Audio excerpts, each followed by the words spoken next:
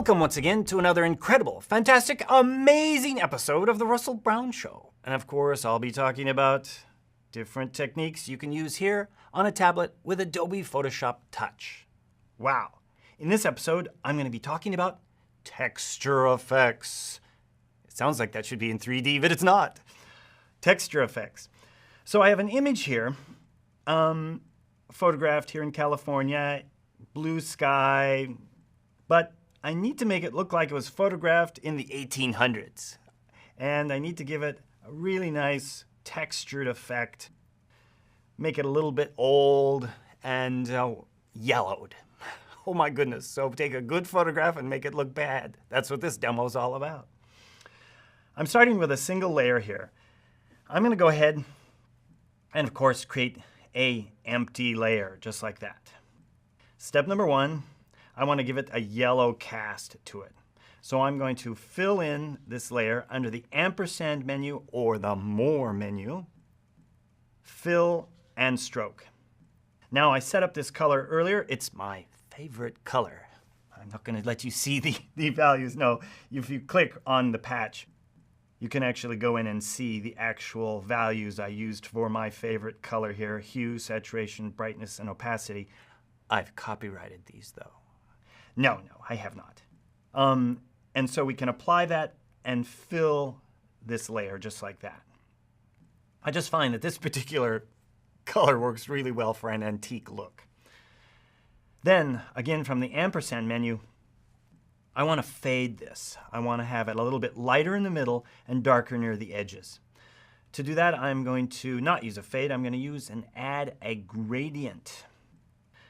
In this particular case, you can see that you can design and create different types of gradients. In this case, I have a gradient that's a slightly colored gradient going here from white to transparency.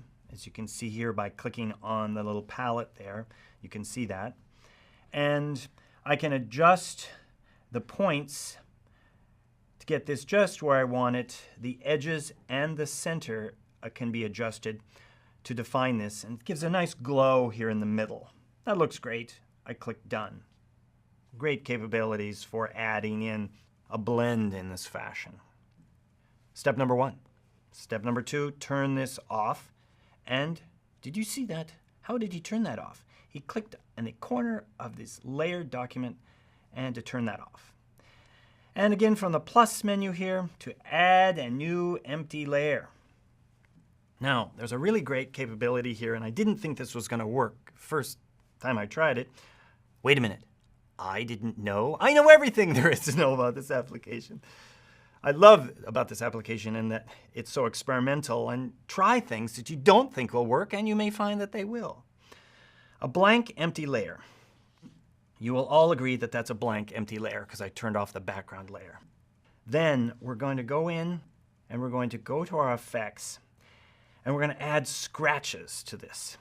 Clicking here under Artistic Scratches under my Effects menu. I'm using Metal. I'm going to bring up my intensity a bit. You can make it pretty dark. So I've got a really dark edge because I'm going to play off of this, the darkness here. When I combine everything together, remember that highlight we made earlier with that one layer? It's going to then blow out that center portion. So, hey, that looks good. Click Apply. So the thing I found out is this is on transparency. So if I turn on my layer that I created earlier, you can see here's the transparency showing through to my colored background, but not quite enough. So what do? We go to our blend modes and let's set this to overlay and see what this looks like. Cool. Overlay is always the answer unless it's multiply, and then that's the answer. But look at this really nice effect. A little bit of noise and the scratches and that highlight in the middle, the two combining together. Now how do we blend this all down? We click on the colored layer and we need to see through that. So let's go ahead and set that one to overlay as well. And then finally, turn on the visibility of our base layer. Wow. Wait a minute, that's too good to be true. Let's turn off the color, turn off the scratches. Oh, really nice. So the color comes in and gives it that washed, aged sort of tint, and then the scratches come in. And notice how the scratches are darker here near the edge and lighter in the center, and that's because of that layer that I made with the highlight in the middle to give this effect. So a really nice way to create your own textures to apply to your images to give them this antiqued, old looking quality. Give it a try.